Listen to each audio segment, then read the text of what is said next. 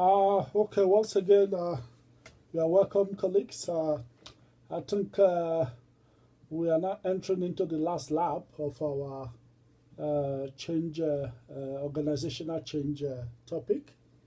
You know, Today, I think last time we have discussed about the individual and organizational resistance to change.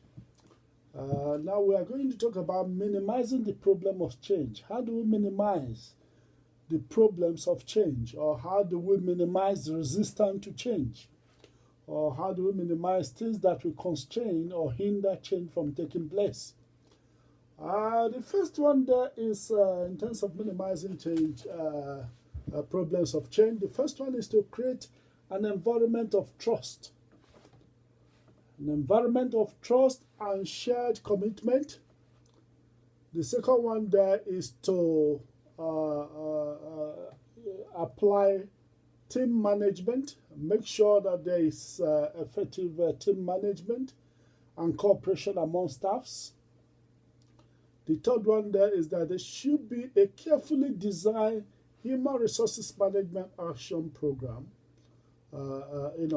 And I think we will expand on those. The first one, create an environment of trust and shared commitment. Can you see? Like I told you before, that trust begat trust, and mistrust begat mistrust. So if you create an environment of trust, certainly subordinate will not be a kind of apprehensive when you are trying to introduce new change. And of course, let the commitment be a shared commitment. Let the goal that you want to achieve in terms of the change be a shared goal. Can you see? So that everybody will be committed towards that goal. Can you see? Don't make it the goal of just the subordinate. Don't make it your own goal alone, but let it be our goal. That is why it should be shared commitment. When you make it our goal, then everybody will be committed to that goal. Can you see? Let everybody within the organization own a kind of, or have a kind of ownership to the change that you want to bring to pass, the change that you are initiating in the organization. And the next one is team management. Can you see? It is always good to work in team, in group, with people bringing their idea on how we can achieve the purpose of change, or we can achieve our intended change, And of course, team management also brings about cooperation among staff. Can you see? Instead of people working in isolation, instead of people having different perspectives, there should be harmony and cooperation in order for us to achieve change. Because if there is no cooperation, people will be working in different directions. Can you see? But when there is cooperation, when there is a particular objective that we want to achieve, and when we work as a group, as a team, then I think the change implementation becomes an easy road to ride. All right. Then the third one there is a carefully designed HRM action program. Can you see? And in terms of the action program, which include, of course, incentives such as pay scheme. How do we pay people? How do we incentivize the change that we are bringing about? Are we going to motivate people through monetary motivation? Are we going to pay people merit pay? Are we going to pay people bonus as a result of the change that we are implementing? Are we going to pay people piece rate in terms of their performance or their contribution? All these things are things we have to put into perspective as far as motivating people to embrace change or supporting people to receive change with open mind. Can you see? Then the next one there is maintenance of social technical balance. Can you see? For instance, if you are introducing technology, also you have to also consider the implication of this technology to the social aspect of the working life. Can you see? The work life should not be too much of a mechanistic approach. Somehow also you should also consider the relationship, the feeling of people, the feeling of workers in terms of what you are introducing with regards to the change. Can you see? So while you are looking into the technical aspect, there should also be a balance in terms of social aspects in the workplace when you are introducing change. Then another thing there is careful attention to job design, methods of work, organization, relationship between job and of course tasks. There should be a kind of careful attention to how we design our work, how we design tasks. Can you see? And of course the method of work organization. What are the methods of work organization? Are we doing flexible work? Are we doing a kind of casual work? Are we outsourcing? Are we doing a kind of temporary job? And of course, in terms of all these issues of human resources intervention, our selection also have to be taken into consideration. How do we select and recruit members of staff? Are we putting our change into perspective that the people we are recruiting will fit into our plan change? And you see, then of course you think also, apart from recruitment, how do we train people that we be coming into our organization? How do we train them to meet up with our own change initiative and requirements? All these things are some of the human resources management interventions and programs that will be required in terms of minimizing change in the organization. Is that clear? Fantastic. Now we progress getting people to accept change. How do we get people to accept change? And we must always keep it in mind that successful change leaders know that humans are hardwired for survival. Can you see? Successful change leaders know, that is successful change leaders, they know that humans are hardwired for survival. In other words, humans are difficult to change. Can you see? They like to, those who are benefiting from the status quo like to retain the status quo. Can you see? Because that is their mechanism for survival. Can you see? So humans are hardwired for survival. And our default thinking is habitual and self-perpetuating. Our default thinking, that is what is already in our mind, our experiences, our background, our culture, all those things shaped the way we reason, the way we think. So our default, it becomes our default thinkings are habitual. And not only habitual, but self-perpetuating, reinforcing. We reinforce our habit, our normal thinking, without trying to look other possibilities, or look for other possibilities. And in addition to that, everyone is the product of their own experiences. Everyone is the product of their own experiences. Can you see? With different motivations and, of course, unique memories. Can you see? Everyone have their own experiences. Everyone is a product of their own experiences with different motivations and unique memories. I see. Change can be frustratingly slow. That is why all these things can make change to be frustratingly slow, because it is hard brain work to rewire. Can you see? It is hard brain work to rewire what is the status quo, what people believe. Can you see? Even if it is logical and in the best interest. You see? So you have to make a lot of effort to change the perception, the perspective of people, the habit of people, and of course that habit that they have reinforced, and of course the experience of people make them to stick to what they think they know. Can you see?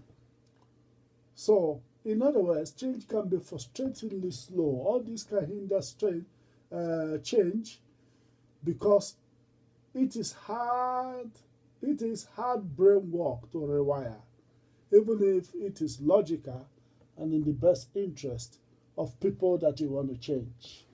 All right. Now, change leaders. Change leaders. Of course, Peter Drucker is a change leader, and he is also proposing a change leadership model. His emphasis is that change should be prompted. Can you see? Change should be predicted. Change should be initiated. That you shouldn't wait for something to happen before you start initiating change. His emphasis is that we must be proactive when it comes to change. We must anticipate change. And if possible, we should initiate and bring about change in how we do things. So from the perspective of Drucker, he said a change leader look for change. A change leader look for change. You don't wait for change. You look for change. You see, a change leader look for change. Know how to find the right changes and knows how to make them effective both outside the organization and inside it. And according to Drucker, this requires one, policies to make the future. Can you see? That we must make policies, future-oriented policies, policies that should make the future, create a new future. Number two, he recommended systematic method to look for and to anticipate change. I told you, anticipate change. And according to Drucker, number three, he said the right way to introduce change both within and outside the organization. And in the view of Peter Drucker, they say policies to balance change and continuity. Can you see? So there should be policies to balance change and, of course, continuity. Is that clear? So, ladies and gentlemen, this where we're going to stop in terms of the topic of change. But before rounding up the topic totally, I think it will be a little bit important to kind of refresh our mind from Robin and George textbook. You can see sources of change resistance, according to Robin and George, include selective information processing. Can you see? Then the next one there is habit. Then the next one there is fear of the unknown. The next one is economic factor. The next one is security. Can you see? Security. And of course, selective information processing falls under perception in terms of individual resistance to change. And if you look at in terms of organizational resistance to change, according to Robin and George's slide, you can see them there. The first one is straight to establish resources allocation. The next one there is straight to establish power relationship. The next one is straight to expertise. The next one is group inertia. The next one is limited focus on change. And the next one is structural inertia, which all falls under organizational resistance to change. Is that clear? Now, from the perspective of also Robin and George, how do we overcome resistance to change? From Robin and George's perspective, we can overcome resistance to change through the following mechanisms: education and communication. I spoke about that. Communication, education, clear communication. Participation, allowing those that will be affected by change to participate in making a decision about change, or in initiating the change, or in bringing about the change and implementing the change. Then number 3 is build support and commitment. Build support, build those that will support and be committed to the change. Then number 4 there is implement change fairly. Let change be implemented fairly. Can you see? Nobody should be excluded from the change. Can you see? You don't implement change on some people while some people are maintaining the status quo. Everybody must be affected by the change. Can you see? You don't implement change biasly. You don't implement change prejudicially. You must make sure that there's equity as far as possible in terms of implementing change. And of course, after utilizing these ones, if you have not been able to implement it also, there's also what we call manipulation and cooptation. Manipulation and cooptation simply means spinning the message to gain cooperation. Spinning, toasting. You know, if you want to toast a lady, you know how you can speak some funny jargons, in order to get the lady to accept your proposal. So that is also how you spin your subordinate to accept some of the changes you want to bring. Can you see? Give them some, some storylines, that will make them to fall in love in terms of what you're trying to initiate. Then the next one is selecting people who accept change. Can you see? In terms of selection, recruitment, look for prospective employees that accept change easily, that can work with change. Through interviews, you can know those who are open to challenges, who can adapt to different environmental changes. Then if all these things have not worked, according to Robin and George, then the next approach to use is coercion, where you give people direct threat. Probably you can say, guys, if you don't join us, you leave. You see? So those who cannot be part of change certainly will be shown the way out of the organization. That is through dismissal or retrenchment. You see? So that is according to Robin and George, the approaches there, about the 8 approaches to overcoming resistance to change. Is that clear? So keep that into perspective. And of course, if we want to touch a little bit the politics of change. Now keep this in mind, that impetus for change is likely to come from outside change agents. Can you see? Impetus for change are likely to come from outside change agent. New employees or managers outside the main power structure are those that can actually bring about change. Why is this so? Because internal change agents, those who are already in the system, are most threatened by their loss of stature in the organization. I told you some people are scared of losing power and influence in the organization. So long-term power holders tend to implement incremental change. They don't want to take radical change. They don't want to implement transformational change, but they just want to implement incremental change. Incremental, but not radical change. Can you see? So the outcome of power struggle in the organization will determine the speed and quality of change. The outcome of power struggles in the organization will determine the speed and quality of change. Is that clear? That is actually the politics of change in organization.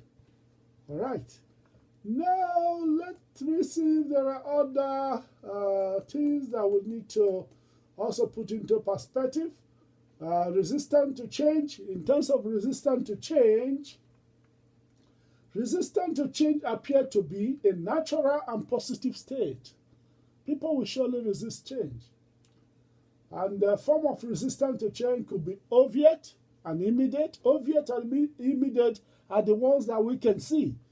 Those are voicing complaint, engaging in job actions, such as strike action, work to rule, and other actions, protest within the organization. This we can see, and this we can manage because we can see them.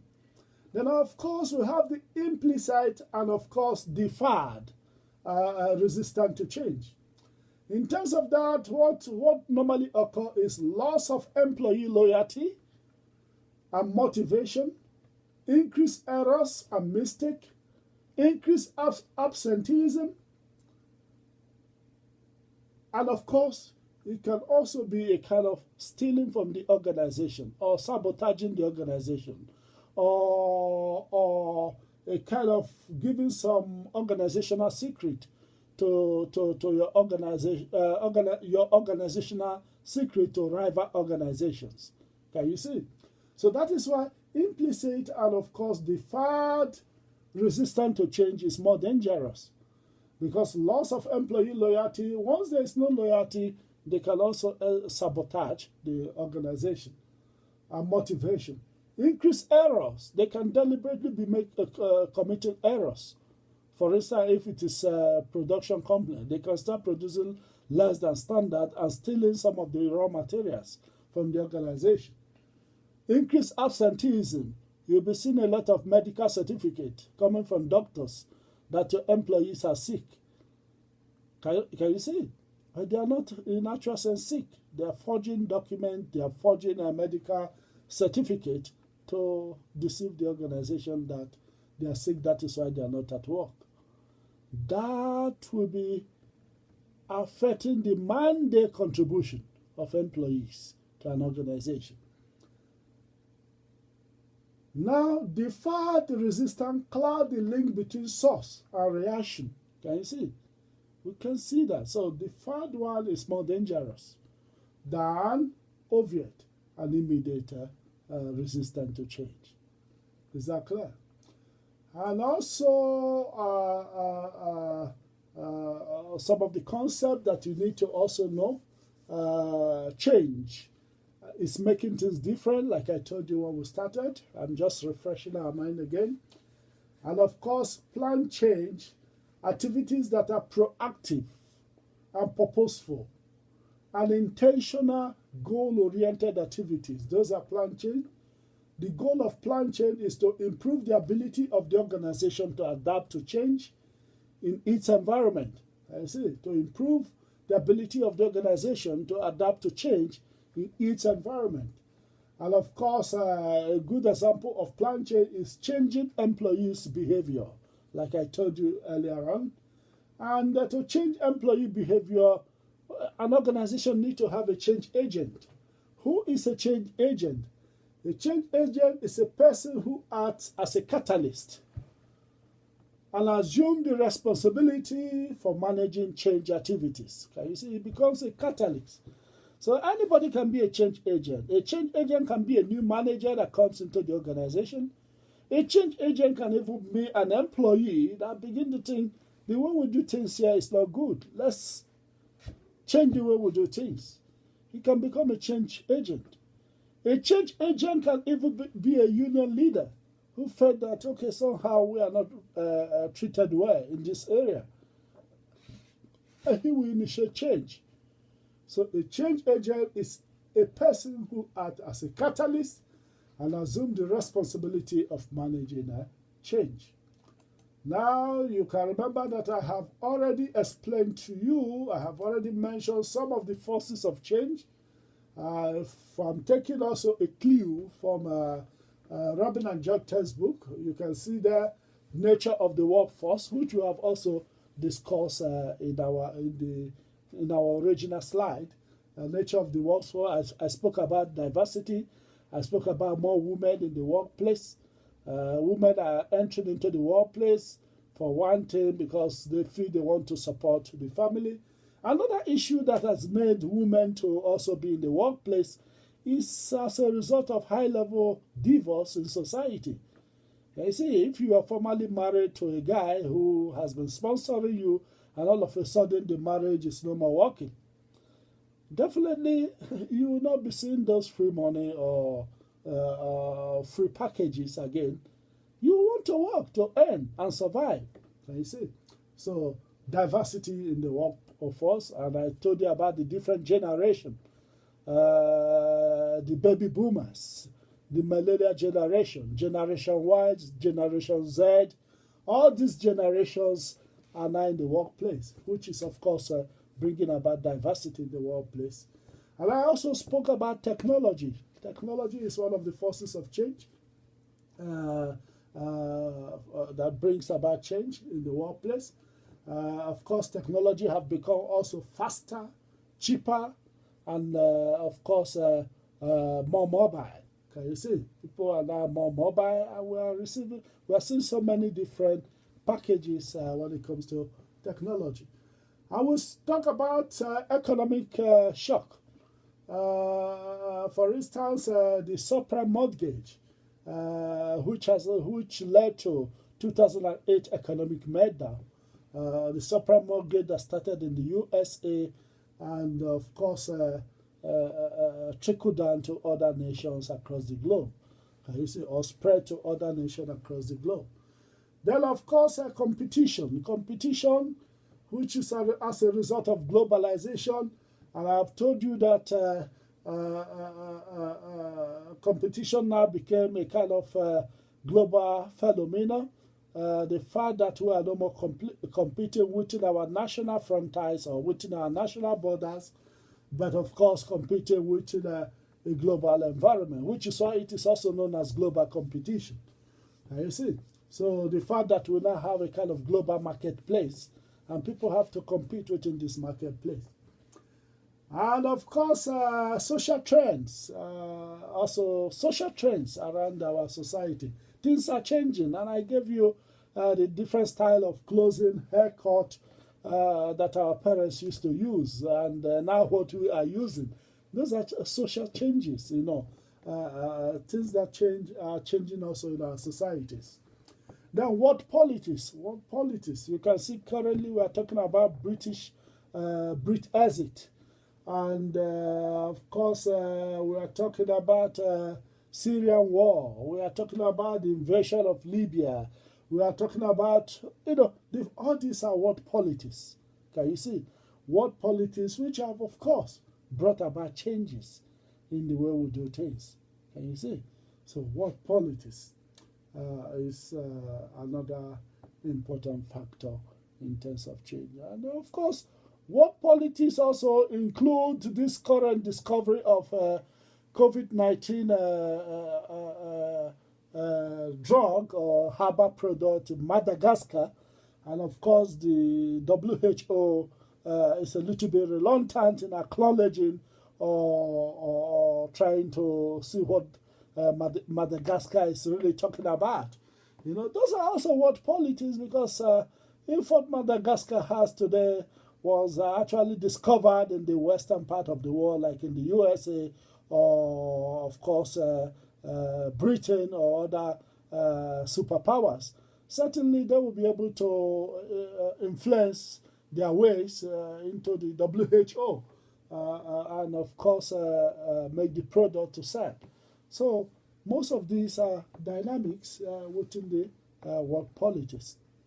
So, ladies and gentlemen, we have gone back to where we started at the conclusion of this lecture, and I believe we have touched a lot of things, and I hope we'll be ready for the forthcoming exam. I wish you all the best, and I wish you good luck, and I want you to keep safe.